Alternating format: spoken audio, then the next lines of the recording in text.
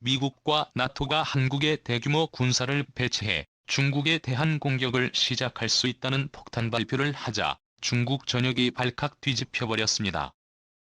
중국이 아무리 군사력 순위 세계 2위라지만 세계 1위인 미국과 최강연합군인 나토, 혹은 여기에 최첨단 무기 기술력 최강자인 한국이 힘을 합쳐 한국 사회에 대규모 군사 및 최첨단 무기를 배치해 중국을 공격할 수 있다는 것입니다.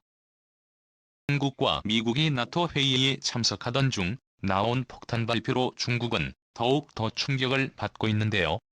지금부터의 놀라운 내용 최고 수익률에서 단독으로 여러분들에게 전해드리겠습니다. 한국을 향해 경고만 하던 중국이 이제 실질적인 위협을 가하기 시작했습니다.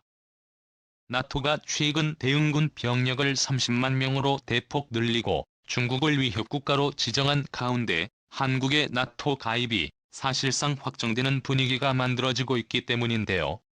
하지만 이것은 시작에 대만에 이어 한반도를 무력으로 장악하겠다는 중국의 계획은 얼마 전 극비 문서가 유출되면서 세상에 알려졌는데요.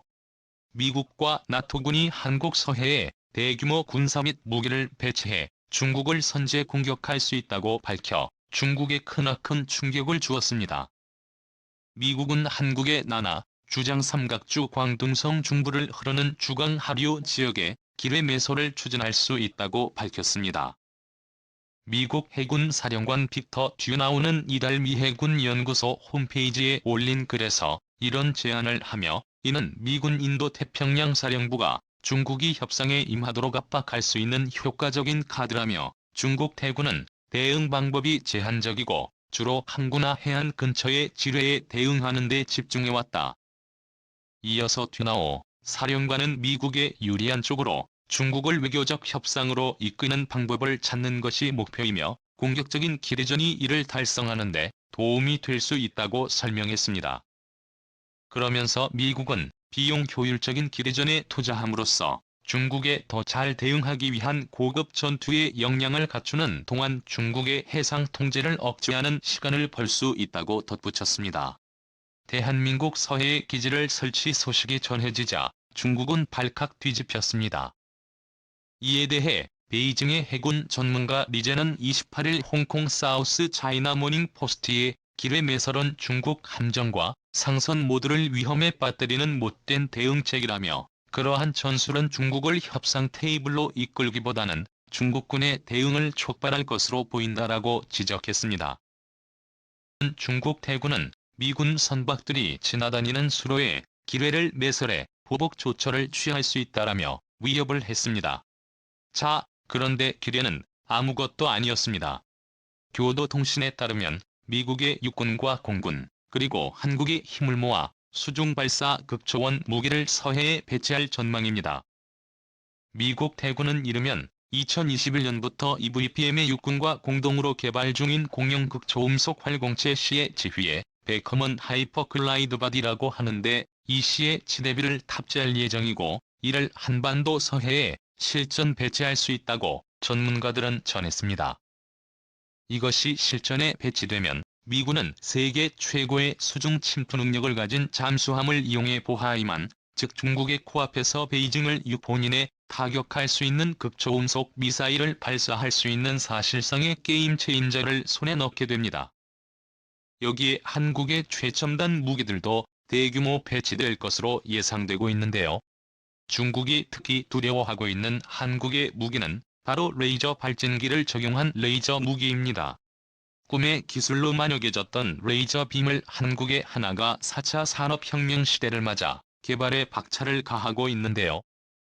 이 레이저 빔은 눈에 보이지 않고 소음도 없으며 별도의 탄이 없어도 전기만 공급되면 저비용으로 운용이 가능합니다. 한국은 이미 레이저 요격 장치 등 이동 중인 목표물을 지속 조준 및 발사하는 기술을 보유하고 있는데요. 이에 최첨단 기술들을 대거 적용해 신개념 무기를 만들고 있다는 것입니다. 한국형 스타워즈 기술로 알려진 레이저 대공무기는 황섬유에서 생성된 레이저 광원으로 드론 등 소형 무인기와 멀티콥터 등을 타격해 무력화시키는 신개념 무기 체계입니다. 중국의 예상을 뛰어넘는 한국의 강력한 반격에 중국은 매우 치졸한 방법으로 한국의 보복을 예고했는데요. 중국이 제로 코로나 정책을 핑계 삼아 한국 기업들의 공장이 몰린 지역에 대한 봉쇄 조치를 앞으로 5년도 지속할 수 있다는 충격적인 발표를 했습니다. 이미 전 세계적으로 코로나고 대유행이 끝나고 단순히 풍토병으로 구분하기 시작했는데도 중국은 코로나를 핑계로 한국 기업들의 막대한 불이익을 주려고 하고, 월스트리트 저널의 보도에 따르면 차이 당석인은 공산당 베이징시의 13차 당대회 보고서에서 앞으로 5년에 걸쳐 전염병 예방 통제 정상화에 대해 흔들리지 않고 단호하고 끈질기게 일을 잘 해낼 것이라고 밝혔습니다. 더 충격적인 것은 베이징 인근의 생산 공장들은 대부분 한국 기업들이입니다.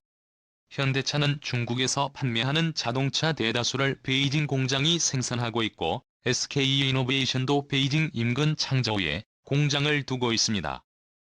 베이징뿐만이 아니라 한국의 삼성과 LG SK의 생산 공장이 있는 중국 남부 지역도 중국이 앞으로 5년 동안 철저히 통제하겠다고 선포했습니다.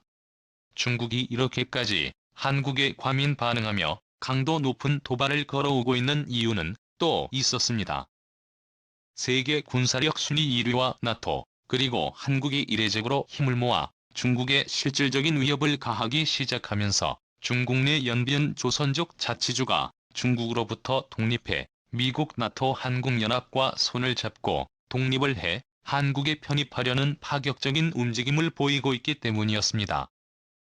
연변 조선족 자치주의 면적은 43,000제곱킬로미터로 한국에 편입될 경우 한국의 국토가 순식간에 50%나 더 늘어나게 됩니다. 이 지역은 고구려, 발해의 영토였으며 조선 말기부터 우리 민족이 이주하여 개척한 지역으로 북간도라고 불리었고, 중화인민공화국 성립 이후 1952년 연변 조선족 자치구가 설립되었으며 1955년에는 돈화현과 합병되면서 연변 조선족 자치주로 개칭되었습니다. 6.25 전쟁에서 북한군의 주력으로 그리고 중공군에 참전하여 북한 공산정권을 위해, 더 정확히 말하자면 김일성 개인을 위해 숱한 피를 흘렸는데 1952년 설립된 연변 조선족 자치구가 저는 1955년 조선족이 극히 드문 돈하가 편입되며 연변 조선족 자치주로 격화된 것입니다. 편입은 조선족 자치주를 약화시키기 위한 수단으로 중국이 영토를 확장하고 소수 민족의 힘을 약화시키기 위해 온갖 꼼수를 다 부린 것입니다. 하지만 연변은 여전히 누가 봐도 제2의 한국입니다. 연변 자치주 곳곳의 가게들을 보면 간판에 한국어를 위해 쓰고 아래에 중국어를 병개한 경우가 대부분입니다. 간판에 한국어를 써놓지 않으면 가게가 허가조차 나오지 않습니다. 한국어를 모르며 연변에서 장사조차 할 수 없는 것이죠. 국 나토 항공연합의 대중국 군사적 압박 시기에 맞춰 이 연변 자치주가 독립에 성공하게 되면 중국은 역사상 최악의 국가 분열이 생기게 됩니다. 현재 중국 내에서 독립하기 위해 대규모 작전을 준비하고 있는 지역은 중국 전부라고 보시면 됩니다. 이 중국 가장 왼쪽 지역의 위구르족과 티벳, 북부지방은 몽고와 남부 지방은 하이랜드와 칸토니아, 코메스 아일랜드 등으로 쪼개지게 될 뿐만 아니라 중국이 무력으로 삼켰던 홍콩도 다시 독립을 하게 될 예정입니다. 이렇게 중국이 10여 개의 국가들로 쪼개지게 되며 중국을 두려워하는 나라는 전 세계 어디에도 없을 것입니다. 이번에 연변 자치주와 함께 가장 먼저 독립할 것으로 예상되는 지역은 바로 위구르족이 거주하는 중국 북서 지방입니다. 위구르족의 독립움직임은 오랜 역사를 가지고 있습니다. 중국의 주류인 한족과 다른 아랍인 외모를 하고 있는 위구르족은 종교, 문화, 언어 등 모든 면에서 일반적인 중국인과 이질적이며 17만 59년 청나라 지배를 받기 시작한 이래 42차례에 걸쳐 독립운동을 벌였고 1865년에는 봉기로 잠시 독립을 이루기도 했습니다. 국공내전의 틈을 타 1933년에서 1933년 그리고 1943년에서 49년 독립국가인 동투르키스탄 공화국을 건립했으나 1949년 완전한 중국의 지배체제에 편입된 위구르족들을 이후에도 무장 분리 독립운동 단체인 동투르키스탄 이슬람 운동이 주도하는 독립운동을 벌여왔습니다. 한 중국은 위구르족 모두를 통제하기 위해 대규모 군사를 동원했고 인권 탄압은 물론 수많은 위구르족의 생명을 앗아갔습니다. 하지만 최근 튀르키예로 나라 이름을 바꾼 터키가 중국의 2인자와 3인자인 리커창 그리고 왕이 외교부장과 접촉했고 독재자인 시진핑 세력이 빠른 속도로 약화되는 한편 시진핑과 사상이 180도 다른 리커창이 정권을 장악하려 하자 위구르족이 터키의 전폭적인 지지를 등에 업고 독립을 추진하기 시작한 것입니다. 일부 전문가들은 리커창이 시진핑을 몰아내고 정권을 재정비하는 과정에서 시진핑 시대에 중국의 과오를 인정하고 연변자치주와 위구르족의 독립을 인정하는 조건으로 나머지 지역을 사수하는 것으로 미국 및 서방국들과의 합의할 수 있다고 주장했습니다. 오늘도 감사합니다. 최고로 멋진 하루 보내.